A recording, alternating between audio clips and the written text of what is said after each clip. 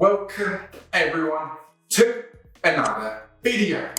My name is Haggot, aka Hags, and I want to share with you how to buy a property in the worst market. And I wouldn't say this is the actual worst of the worst. I think I'm exaggerating it slightly, because if we were going to talk about the worst market, then we would look at 2008 and we would see what happened there and what caused that. But that's another story for another day. Right now, we are in not the easiest time in the slightest, but from the interest rates that we were previously for quite some time, lurking around a 1 or 2%, it's really had a shock. This will not only cause problem to the everyday person who's trying to buy a property, but also an investor like myself. What do we do in this situation, knowing that everything around us is tough?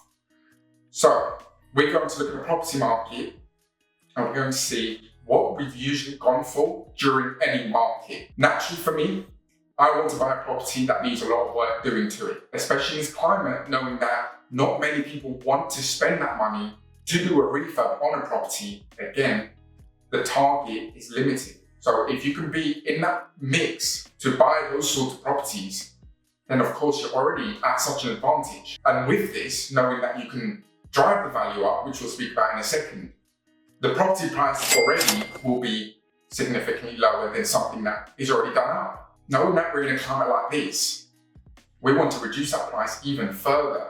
So we already know the price is somewhat good, but at the same time, we don't know where the market's going to go in the future. So we need to assume that the market might drop again 4 or so %. So when we're doing our numbers, you drop your asking price slightly lower. You want to look at around that £20,000, I'd say £30,000 at most, to still have a conversation with the seller to be able to either negotiate or they're willing to just get rid of it anyway.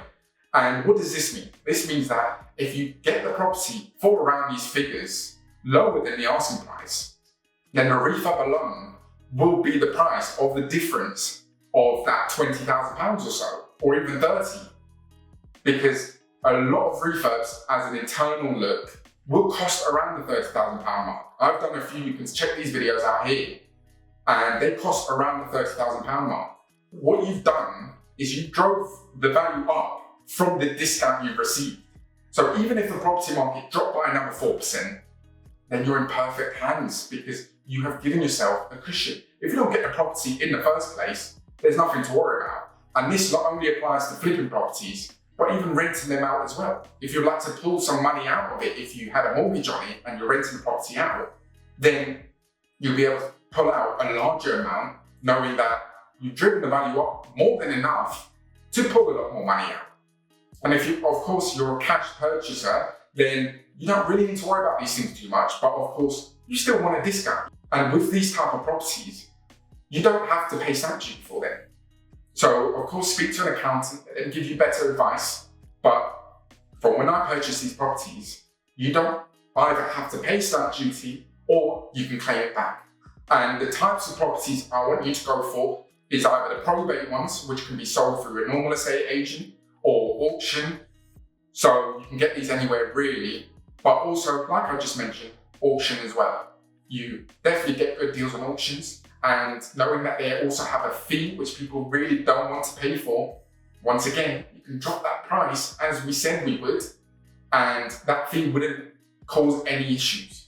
So you just want to make sure that you're in a bubble where there's not enough people in there. You can capitalize on this market by getting the property for those prices. And this, of course, will benefit you in the long run, knowing that if the property market goes up again, which it could do next year or the year after even, and you've rented it out long term, then you can of course sell the property on, or you can just keep it and pull some money out if you'd like to as well. If you're flipping properties, then take everything I've just said and use that to find your next property. Of course, the hardest part is the finances in the first place. That's just how it is, because if everyone had the finances, you'd all be buying these properties. So there's always room to capitalize on a market, and now I want you to go and get those deals. So I've been Haggot, aka Hags. Don't forget the name, and I'll catch you in the next video.